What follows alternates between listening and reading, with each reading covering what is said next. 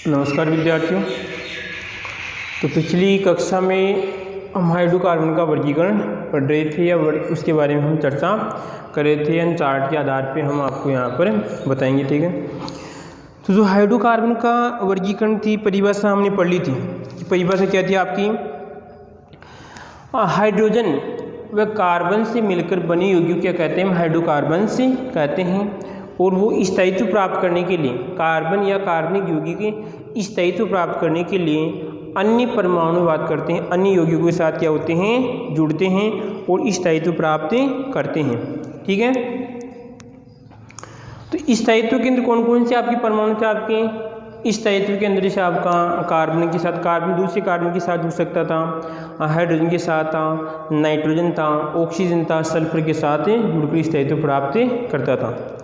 तो अब देखिए कि इसका जो वर्गीकरण देखते हैं, तो वर्गीकरण को हम चार्ट के आधार पर देखते हैं, पर कौन कौन से किस किस प्रकार के आपके कार्बनिक यौगिक हो सकते हैं। तो कार्बनिक यौगिक मुख्य रूप से दो प्रकार के होते हैं, आपके चक्रीय और आपके अचक्रीय, ठीक है। चक्रीय को हम संवर्त कहते हैं, उसको हम अचक्रीय को विवर्त भी कहते हैं, ठीक है। देखो यहाँ पर दिख रहा है सभी को, तो यस कर दो प्रदेश से आप। तो यहाँ पर आएगा आपका हाइड्रोकार्बन, क्या आएगा आपका? हाइड्रो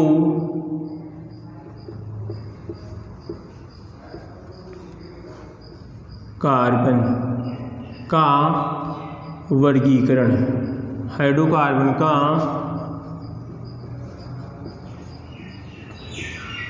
वर्गीकरण, ठीक है।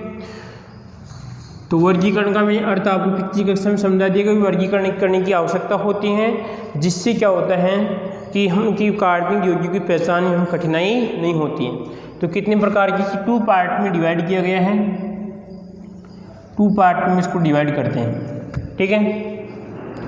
तो यहाँ पर टू पार्ट में दी जाएगी आपकी अचक्रीय, इसका नाम रहेगा आपका अचक्रीय,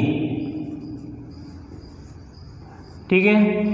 या उसके बाद देखिए आपका अचक्रीय के बाद में कहेंगे इसे विवर्त। विवर्त का मतलब खुली श्रृंखला, कैसे होगी? खुली। जिससे हमने पिछली कक्षा में पढ़ी थी कि चक्रीय बंद श्रृंखला पढ़ी थी और आपकी खुली श्रृंखला पढ़ी थी। चक्रीय और अचक्रीय श्रृंखला के बारे में हमने पढ़ा था। तो आपकी अचक्रीय यह कहलाएगी आपकी विवर्त, कैसी आएगी? आपकी विवर्त, ठीक है। और यह आएगी आपकी इसमें एलिफेटिक, क्या कहेंगे इसे? एलिफेटिक,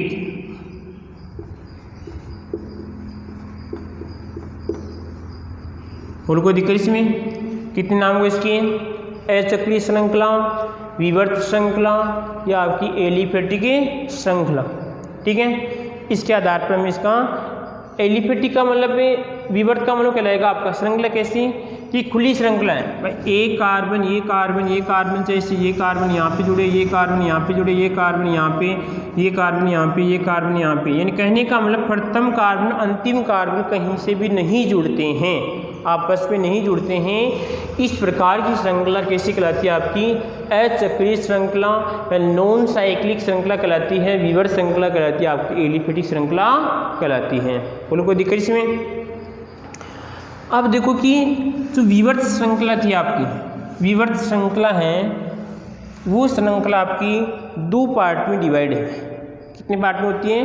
टू पार्ट में डिवाइड है। तो दो पार्ट में इसको डिवाइड करते हैं, डिवाइड यहाँ से कर लेते हैं, कोई दिक्कत नहीं आपको, दिक्कत आपको नहीं होनी चाहिए, मेरी दिक्कत से कोई आपको दिक्कत नहीं होनी चाहिए, ठीक है। तो यहाँ पर होगा कैसी श्रृंखला होगी बताओ? हाँ सॉरी, इसमें आपकी एक तरह की संतृप्त, सैचुरेटेड कहलाएगी, संतृप्त। कैसी? सैचुरेटेड। कहने का मतलब इस पूरी श्रृंखला में, संतृप्त का मतलब देखते हैं कि पूरी श्रृंखला में कार्बन कार्बन के मध्य, किसकी बात करूं मैं? कार्बन कार्बन के मध्य क्या होगा? सिंगल बंध होगा, ठीक है। अगर कार्बन या अन्य किसी परमाणु के मध्य, कार्बन के अलावा, कार्बन या अन्य किसी परमाणु के अलावा डबल बंध है, ट्रिपल बंध है, तो भी क्या कहलाएगी? आपकी संतृप्त कहलाएगी। देखो इसमें विशेषता है कि कार्बन कार्बन के मध्य, यहाँ पे कार्बन, यहाँ पे कार्बन, यहाँ पे कार्बन, यहाँ पे कार्बन, आपका ये कार्बन, कि सभी कार्बन के मध्य क्या आपका सिंगल बंध होना चाहिए, जब सभी कार्बन के मध्य सिंगल बंध होगा तो किस श्रृंखला कहलाएगी? आपकी संतृप्त कहलाएगी। अब जैसे मान लीजिए मैंने यहाँ पे श्रृंखला बना दी, यहाँ पे कार्बन, यहाँ पे कार्बन, यहाँ पे कार्बन, आपका यहाँ पे कार्बन, ये कार्बन बना दिया, और उसके बाद में मैंने यहाँ पे जोड़ दिया, तो क्या संतृप्त रहेगी आपकी? ये भी संतृप्ति है। मैंने क्या कहा? संतृप्त वे कार्बनिक यौगिक कहलाते हैं जिसमें कार्बन कार्बन के मध्य क्या होता है? सिंगल बंध होते हैं। क्या होता है आपका? सिंगल बंध होता है।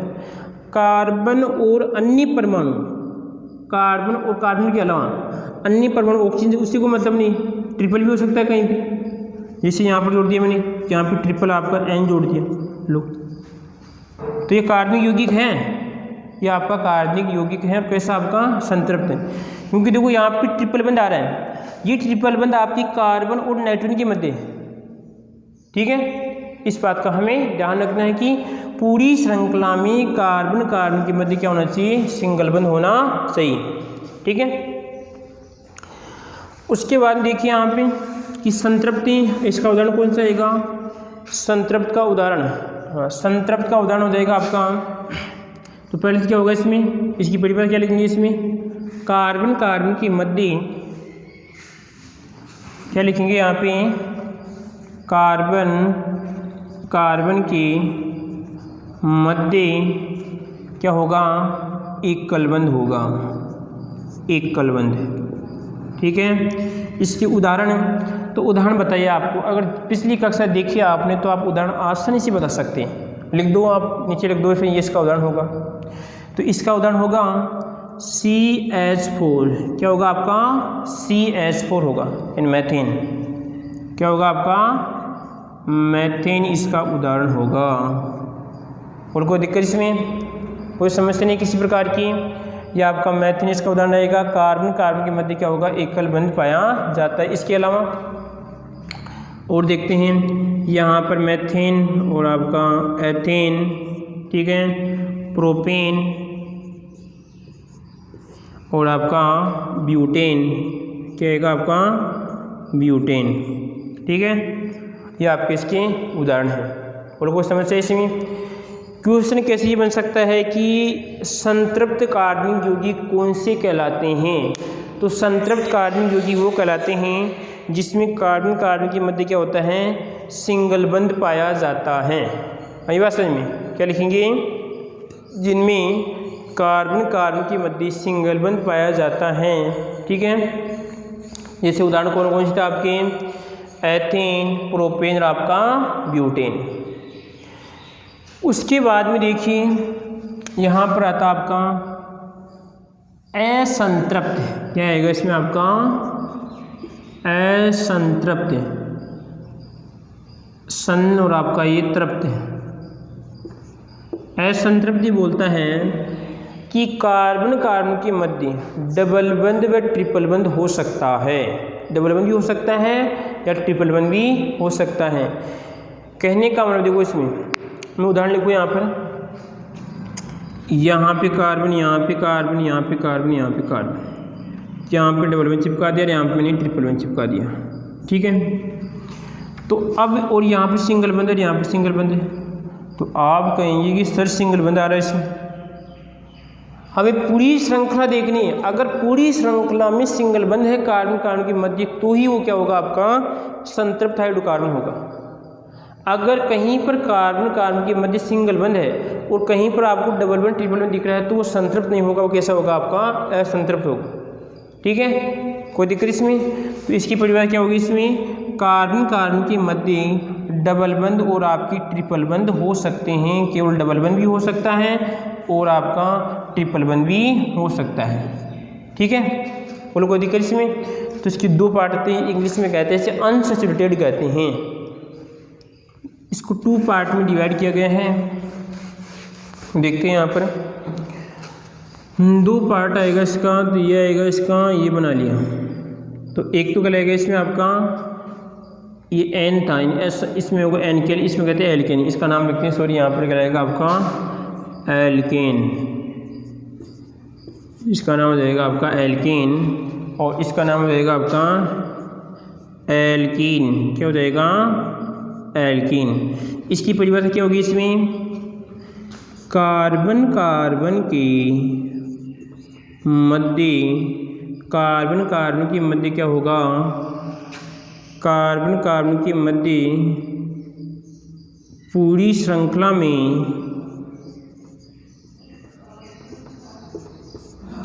कहीं ना कहीं पर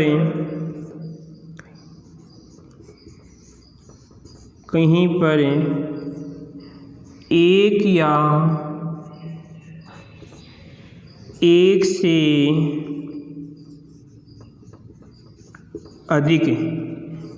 या एक से अधिक डबल बंद होंगे। क्या होंगे आपके, डबल बंद होंगे। ठीक है, बोलो कोई दिक्कत इसमें? पहचान यानी कहीं ना कहीं कार्बन के मध्य पूरी श्रृंखला में कहीं ना कहीं पर, सिंगल तो हो सकता है, ठीक है, साथ में क्या होगा आपका डबल भी होगा तो क्या कहलाएगी आपकी एल्कीन कहलाती हैं। इसके उदाहरण देखिए हम, इसके उदाहरण में आएगा आपका एक तो एथीन, क्या आएगा आपका एथीन, प्रोपीन और एक देखिए आपका ब्यूटेन। ठीक है, और कोई दिक्कत इसमें? जिसके एग्जाम्पल हैं कार्बन कार्बन के मध्य पूरी श्रृंखला में कहीं ना कहीं पर एक या एक से अधिक डबल बंद होंगी तो आपका क्या कहलाएगी, आपकी एल्कीन कहलाती है। ठीक है, इसी प्रकार देखिए इधर इसको हम यहाँ पर हैं, जब टू पार्ट में इसका आता है यहाँ पर कहलाएगी आपकी एल्काइन, ये कहलाएगी आपकी एल्काइन। इसको देखो इस प्रकार लिख सकते हैं, और इनकार, और यहाँ पर आएगा आपका सिंगल बंद होगा, और यहाँ पर आएगा आपका थोड़ा बहुत आप कन्फ्यूजन होगा, इससे लिख लो आप, कार्बन कार्बन के मध्य क्या होगा, सिंगल बंद होगा, और इसमें क्या होगा आपका डबल बंद होगा, और यहाँ पर आएगा आपका एल्काइन, आएगा आपका एल्काइन, और यहाँ पर आ जाएगा इसमें आपका ये कार्बन और ये ट्रिपल बंद होगा।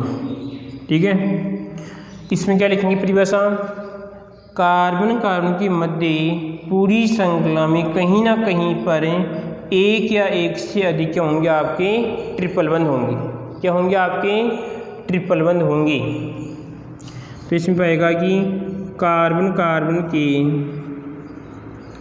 मध्य ट्रिपल बंद होगा। क्या होगा आपका ट्रिपल बंद, ट्रिपल बंद होगा। ठीक है, उदाहरण एक तो कहलाएगा आपका एथाइन। क्या कहलाएगा आपका एथाइन। एथाइन का दूसरा नाम होता है एसीटिलीन। क्या होता है आपका एसीटिलीन। उसके बाद देखिए आपका प्रोपाइन। क्या होता है आपका प्रोपाइन। लो भाई, ये आपके उदाहरण हैं। इसका चार्ट द्वारा हमने वर्गीकरण कर दिया। ये तो किस कहते हैं आपकी अचक्रीय श्रृंखला की थी। किस कहते हैं अचक्रीय श्रृंखला का आपका इस प्रकार वर्गीकरण था। इसमें आपकी विवर्त भी कहते हैं, इसे एलिफेटिक भी कहते हैं, और यहाँ पर समवर्त संतृप्त और आपकी असंतृप्त टू पार्ट में इसको डिवाइड किया गया है। इसमें क्या लगेगा कार्बन कार्बन के मध्य क्या होता है एकल बंध पाया जाता है, और यहाँ पे CH पर आपका मेथिन होगा, यहाँ पे एथेन प्रोपेन और आपका ब्यूटेन, और यहाँ पे असंतृप्त की बात करते हैं एल्कीन, और यहाँ पर आएगा आपका एल्काइन। तो यहाँ पे देखिए कार्बन कार्बन के मध्य पूरी श्रृंखला में कहीं ना कहीं पर एक या एक से अधिक डबल बंध होंगे तो कहलाएंगे आपके इसमें एथीन और आपका प्रोपीन और आपका ब्यूटीन, और यहाँ पर आएगा आपका एल्काइन। तो कार्बन कार्बन के मध्य ट्रिपल बंध होगा, यानी एक से अधिक ट्रिपल बंध हो सकते हैं, वो कहलाएगा आपका प्रोपाइन है आपका, जैसे एथाइन और आपका एसिटिलीन है। ठीक है, क्वेश्चन ऐसे बन सकता है कि एसिटिलीन को हम संतृप्त कहेंगे या असंतृप्त, तो इसमें आएगी आपकी असंतृप्त में आएगी, वैसे किस्म होती है आपकी विवर्त श्रृंखला में होती है। ठीक है, उसके बाद इसका दूसरा पार्ट कौन सा था? दूसरा पार्ट होता है इसका चक्रीय। क्या होता है आपका चक्रीय श्रृंखला होती है। तो यहाँ पर आएगा आपका चक्रीय, और यह होता है आपका संवर्त। ठीक है, कोई दिक्कत इसमें?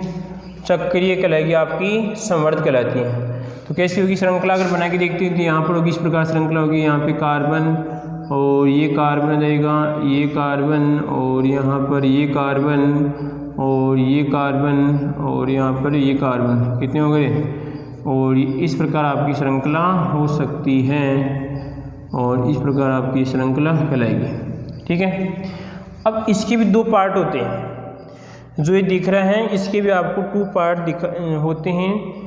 2 पार्ट लिखे हैं यहाँ पर बनाए इस प्रकार। देखो, एक पार्ट में यहाँ पे लिखूँगा और एक थोड़ा इस प्रकार में साइड में यहाँ पर लिख दूँगा। ठीक है, तो देखो इसमें 2 पार्ट में कि चक्रीय श्रृंखला, संवर्त श्रृंखला 2 प्रकार की होती है,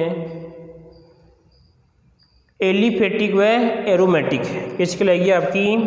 एलिफेटिक,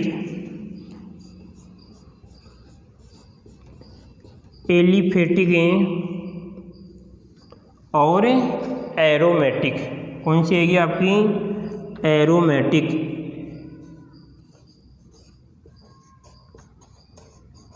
ये आएगी आपकी एरोमेटिक। ठीक है, एलिफेटिक और आपकी एरोमेटिक की बात करते हैं। तो एलिफेटिक किसे कहते हैं? एलिफेटिक की चक्री तो होती है। देखो, एलिफेटिक, इसको भी एलिफेटिक कहते हैं, इसको भी एलिफेटिक कहते हैं। ठीक है, परंतु यहाँ पर है जी एलिफेटिक में क्या होगा कि यहाँ पर कार्बन कार्बन के मध्य क्या होगा? केवल सिंगल बंध पाया जाएगा। क्या होगा? सिंगल। इसकी संरचना यहाँ पर इसमें कार्बन है, चक्री होगी। ऊपर क्या लिखा हुआ है? चक्री लिखा हुआ है। तो चक्री तो होगी, परंतु पूरी श्रृंखला में कार्बन कार्बन के मध्य क्या होगा? सिंगल बंध पाया जाएगा। तो यहाँ पर आएगा कार्बन और यहाँ पे कार्बन और आपका इसकी वैलेंसी हो जाएगी, इसकी वैलेंसी हो जाएगी, इसकी वैलेंसी हो जाएगी, इसकी वैलेंसी हो जाएगी। ठीक है, तो कैसे कहलाएगा? इसका ये एग्जाम्पल उदाहरण है। ठीक है, दूसरी विशेषता ये होती है जब एलिफेटिक यौगिकों को हम जलाते हैं तो बिना धुआं के साथ जलते हैं। कैसे आएगा इसमें? यहाँ पे लिखूँगा इसमें बिना धुआं के साथ जलते हैं। यहाँ पे और लिखूँगा इसमें बिना धुआं के साथ जलते हैं। अगर मान लीजिए इनको जलाते हैं, अगर इनको हमें जलाते हैं तो धुआं नहीं निकलती है। आई बात समझ में? अगर मान लीजिए आपका जैसे कोई कार्बनिक यौगिक है, क्या है?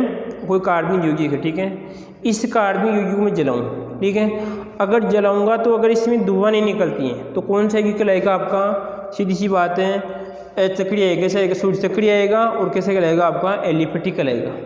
ठीक है, और बिना धुआं के साथ जलते हैं। और कार्बन कार्बन की बात करते हैं, प्रथम कार्बन अंतिम कार्बन क्या होते हैं? आपस में जुड़े होते हैं। वो किसकी परिभाषा? आपकी चक्री की परिभाषा होती हैं। और अगर कार्बन कार्बन के मध्य कहीं पर आपको डबल बंध या ट्रिपल बंध दिखता है तो कैसी आएगी? आपकी एरोमेटिक आती है। तो मैं यहाँ पर की संरचना बना रहा हूँ, देखिए इधर इसका यहाँ पर बनाऊंगा संरचना देखना इसकी।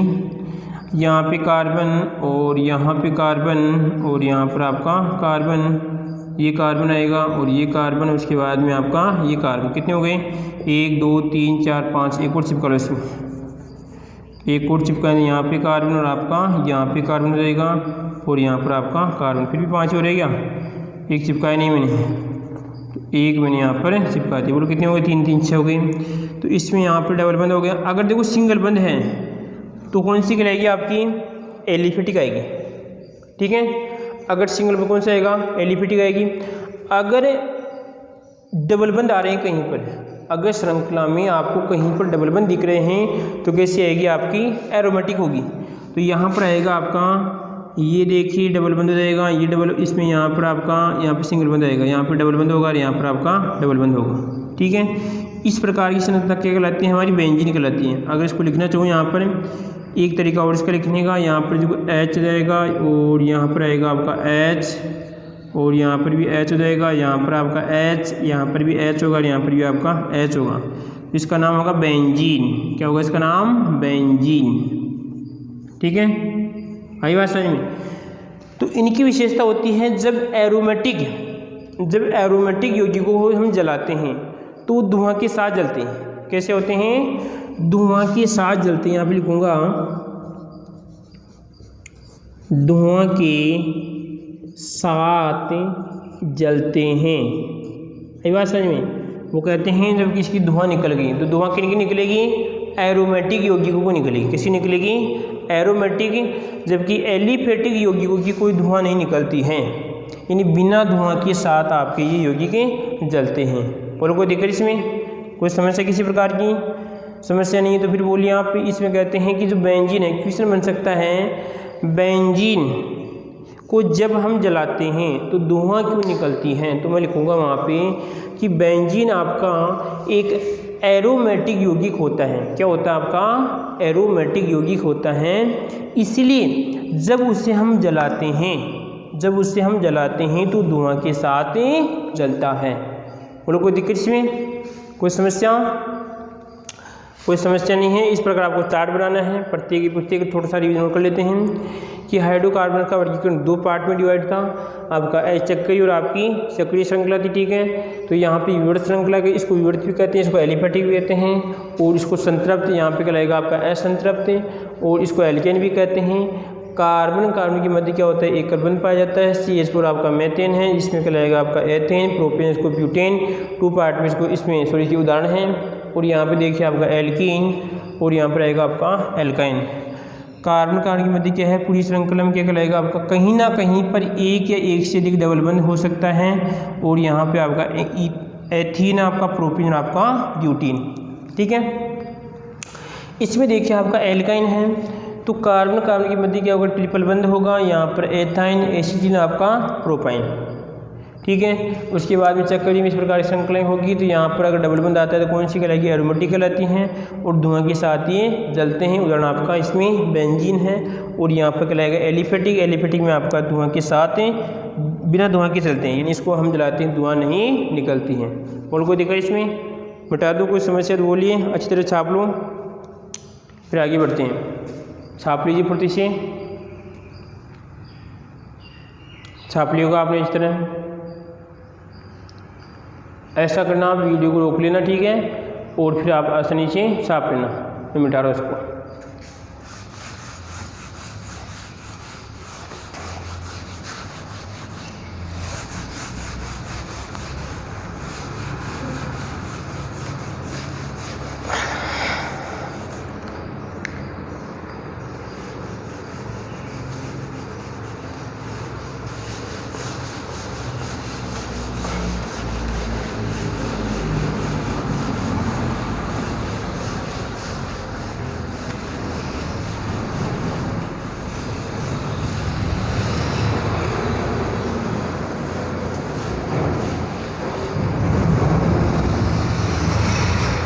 हाँ जी, और कोई दिक्कत? अब अगला टॉपिक आता है आपका हाइड्रोकार्बन से, जो आपके कार्बन हैं उन कार्बनिक यौगिकों का नामांकन।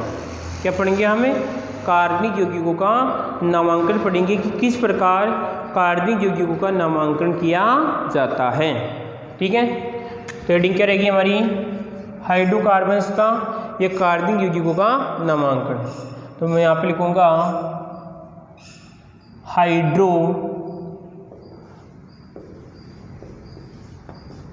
हाइड्रोकार्बन का नामांकन,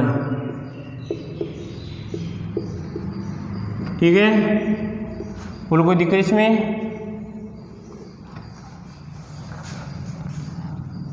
नामांकन की बात करते हैं, ठीक है। तो आप ये बताइए कि जब आपका नाम निकाला गया, ठीक है, तो ये तो आपको तो पता नहीं कि किस प्रकार निकाले, परंतु कुछ ना कुछ लॉजिक होता है। जिससे हम कोई भी नाम निकालते हैं, किसी का भी नाम निकालते हैं, तो कुछ ना कुछ लॉजिक होता है कहीं ना कहीं। जैसे मान लीजिए किसी का जन्म अगर मान लीजिए जैसे बुधवार को हो गया, उसका नाम क्या निकालेंगे आप? जैसे बुद्धि प्रकाश निकाल सकते हैं, ठीक है। इसी प्रकार जैसे मान लीजिए कि किसी का जैसे मंगलवार को, तो उसका मंगल के आधार पर निकाल दिया। अब समस्या ये है कि ये जो नामांकन है, इन नामांकन की जो पद्धतियाँ हैं, आपको 3 पद्धतियाँ दे रखी हैं। जैसे आपकी रूढ़ पद्धति है, और व्युत्पन्न पद्धति है और आपकी IUPAC पद्धति है। ये 3 पद्धतियाँ दे रखी हैं। तो पहली बात तो कि ये अलग अलग पद्धतियों का उपयोग क्यों किया गया, एक ही पद्धति क्यों नहीं थी इसमें, ठीक है, या ये 3 ही पद्धतियाँ थी, इसके अलावा और भी पद्धतियाँ थी इसमें, इसके अलावा और भी तो पद्धतियाँ हो सकती है ना। तो ये सभी समस्याएं होती है, इसका समाधान हम देखते हैं किस प्रकार होता है। तो आपकी 3 पद्धतियाँ दे रखी हैं नामांकन में। कौन कौन सी दे रखी है आपकी, एक तो रूट दे रखी है, एक तो रूट दे रखी है, और एक हम बात करते हैं आपकी व्युत्पन्न। कौन सी दे रखी है आपकी, व्युत्पन्न दे रखी है, और एक दे रखी है आपकी IUPAC। और कोई दिक्कत इसमें, 3 पद्धतियाँ दे रखी है आपके नामांकन की। क्वेश्चन बन सकता है कि हाइड्रोकार्बन की नामांकन के लिए कौन कौन सी पद्धतियाँ उपयोग की जाती हैं। तो आपकी रूट है और IUPAC है, और व्युत्पन्न आपकी IUPAC है। तो इनमें से आपकी IUPAC जो पद्धति है वो सबसे मोस्ट है। किस प्रकार है, जैसे मानिए किसी व्यक्ति के 2 नाम होते हैं। एक नाम तो ऐसा होता है जो सार्वजनिक होता है, जैसे एक तो घर का नाम होता है, ठीक है, तो आप घर के नाम से क्या करेंगे, आप उसके आसपास के लोग ही पहचानेंगे, ठीक है। एक ऐसा नाम होता है जिसमें आपकी पूरे विश्व में क्या होती है, पहचान होती है। जैसे आपके जो भी डॉक्यूमेंट्स हैं, आपके जो भी कागज़ हैं, जैसे आपका आधार कार्ड है, उसमें नाम होता है। आप इसे बताइए जो आपका लाड जो प्यार का नाम है वो क्या उस आधार कार्ड में होता है, नहीं होता है, ठीक है। तो अलग अलग नाम होते हैं। तो यहाँ पर ये है कि इन समस्याओं के समाधान के लिए एक पद्धति है लास्ट में आपकी IUPAC पद्धति जो आपकी मोस्ट है। इसी प्रकार जिससे आपने 9th क्लास में पढ़ा होगा कि जो आम होता है, आम है, उस आम का वैज्ञानिक नाम क्या है, आम का मेंजीफेरा इंडिका। क्या है आपका, मेंजीफेरा इंडिका।